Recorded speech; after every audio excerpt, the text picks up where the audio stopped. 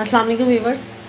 आज हम आलू की कतलियाँ बना रहे हैं। उसके लिए मैंने 3 बड़े आलू लिए थे, जिनकी मैंने इस तरह ये काटी है। ना तो ये ज़्यादा बारीक है और ना ही ये मोटे हैं, और इसको मैंने पानी में काटा ताकि ये काले ना हो। और अब हम इसे कुक कर लेते हैं। फ्राई पैन लें, उसमें ऑयल ऐड करें। जब ऑयल हल्का सा गर्म हो तो इसके अंदर जो हमने आलू की कतलियाँ काटी हैं वो डाल दें और आलू को फ्राई कर लें।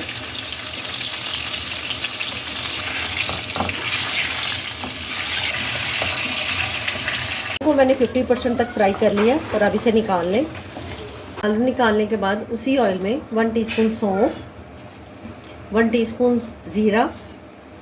अब खुशबू आने तक इसको ऑयल के अंदर थोड़ा सा भून लें। जब इसमें से खुशबू आने लगे तो एक मीडियम प्याज, जिसकी मैंने चॉप में कटिंग की है, वो डाल दें और प्याज को इसमें हल्का सा फ्राई करें। जब प्याज अपना हल्का सा कलर चेंज करे तो इसमें 1 टीस्पून लहसुन अदरक पेस्ट वो डाल के और इसको भी लहसुन अदरक पेस्ट को भून लें। जब इसमें लहसुन अदरक भून जाए तो इसमें 2 छोटे टमाटर, जिसकी मैंने चॉप में कटिंग की है, वो डाल दें। अब टमाटर इसके अंदर मिक्स करें। जब इसमें टमाटर मिक्स हों तो साथ ही इसके अंदर मसाले डाल दें।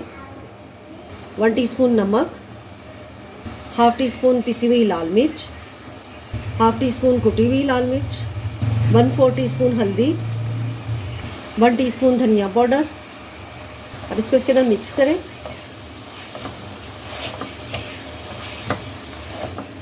मसाले को मैंने 2 से 3 मिनट तक अच्छे तरीके से भून लिया।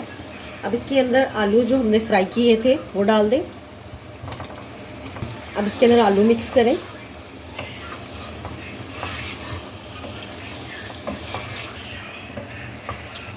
आलू भी मसाले के अंदर मैंने अच्छे तरीके से मिक्स कर लिया और उनको भून लिया। 1 टीस्पून इमली, जिसको मैंने थोड़े से पानी में भिगो के रखा था और अब मैंने इसकी गुठलियाँ निकाल दी हैं। अब इसको इस पर डाल दें, इस पानी को इसे मिक्स करें।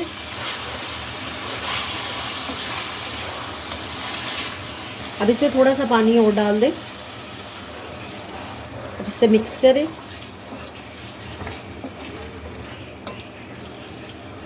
और अब इसे कवर करके कुक करें। उनको पकते हुए 15 से 20 मिनट हो गए हैं। इसे एक दफ़ा मिक्स करें। आलू हमारे गल गए। अब लास्ट में इसके ऊपर हाफ़ टीस्पून कसूरी मेथी, उसको हाथ में लेके इस तरह मसल के और वो इसके ऊपर डाल दें।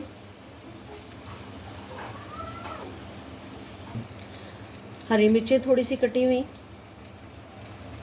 और थोड़ा सा हरा धनिया। नमक मिर्च इसमें आप अपने टेस्ट के मुताबिक भी डाल सकते हैं। अगर आपको मेरी वीडियो अच्छी लगे तो प्लीज़ चैनल को सब्सक्राइब, वीडियो को लाइक और शेयर ज़रूर कीजिएगा। अब इसका फ्लेम ऑफ कर दें। अपना ढेर सारा ख्याल रखिएगा और मुझे दुआ में याद रखिएगा। अल्लाह हाफिज़।